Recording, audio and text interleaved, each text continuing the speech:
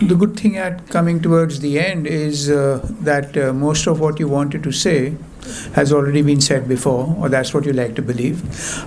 So one can absolve oneself of whatever. So, well, Professor Béteille was my teacher during my postgraduate years in the Delhi School of Economics. He was also a teacher for the first part of my MPhil. And as others have said, what stood out was the absolute clarity of his lectures and his ability to simplify complex textual formulations and put them in a language that we could understand. Outside the classroom, he would often sit with us students and almost invariably ask us, which is the last book you read? Or what are you reading at this point? He was deeply invested in not only teaching, but in reading. And so we would have these discussions, and it was a pleasure to learn that he was as well read in particular sorts of fiction as he was in the discipline. Very, very vastly read and had incredible suggestions of what sorts of books to read. Later, when I joined the faculty of the Delhi School, he would often recommend books to read, nudging me along particular sorts of pathways that he thought would aid my work. He was also critical of the kind of work I was doing for my PhD. More than once he told me, you use concepts like a millionaire. Maybe you should use one term and then trace it through the paper. And at some point when I thought I was using a concept and went back with my paper to him, he said, your mind is like a dharamsala. Everything goes into it and it's all khichdi. Nothing comes out which is in a sense coherent. But one took these criticisms as they were intended. They were not meant to be nasty. After the professor retired, I visited him, alas, too infrequently in Isha's and his home in Jodhka. On one of those occasions, he gifted me a copy of his text, Democracy and Its Institutions, graciously inscribed.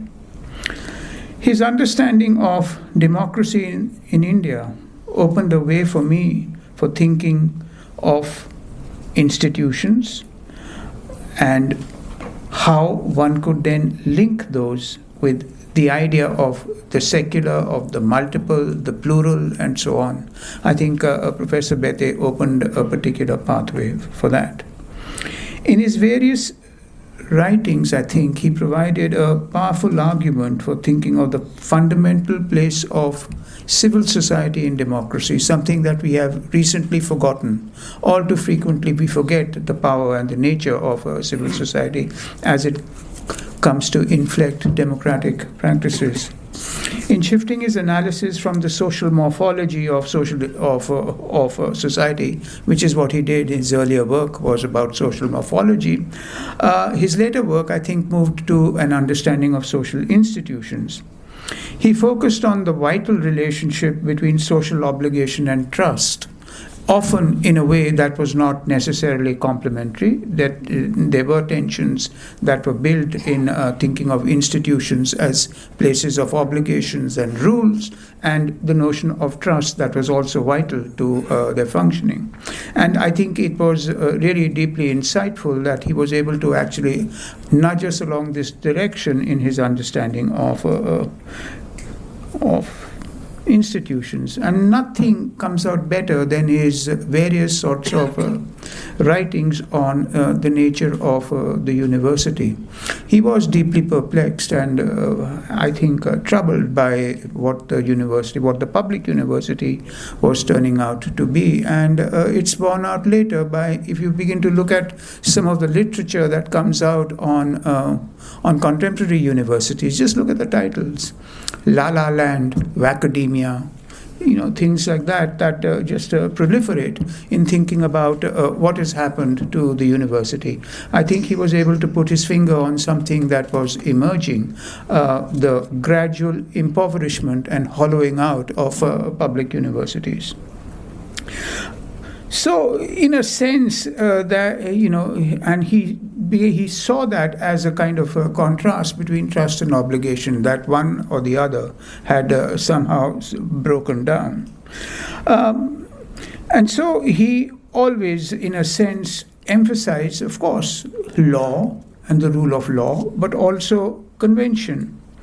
He acknowledged that the health of the public sphere is inescapable from the health of, if you want, social institutions, and that as opposed to contemporary social movements or grassroots politics, it is the reinvigoration of institutions, especially of public institutions, that will actually allow us to begin to think of democracy in new ways. While the currently depleted energies of social democracy may be stimulated by movements such as, if you want, feminism, environmentalism, farmers' protests, and so on. I mean, I'm just trying to think along how Professor Béteille would imagine this to be.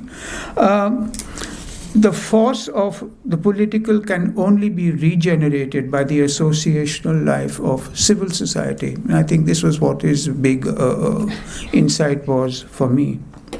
This, I think, is a point of view that, at least for me, can't be ignored. Thank you, and thank you for inviting me here.